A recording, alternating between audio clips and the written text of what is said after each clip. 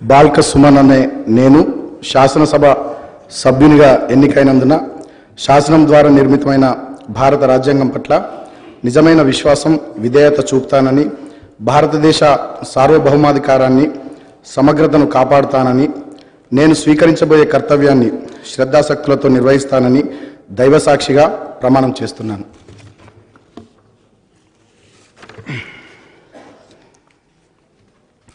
తెలంగాణ శాసనసభ సభ్యుడనైన బాల్క సుమన్ అనే నేను సభా నియమాలకు కట్టుబడి ఉంటానని, వాటిని అనుసరిస్తానని, సభా మర్యాదలను పాటిస్తానని, సంప్రదాయాలను గౌరవిస్తానని దైవసాక్షిగా ప్రమాణం చేస్తున్నాను. శ్రీ బండ్ల కృష్ణమోహన్ రెడ్డి.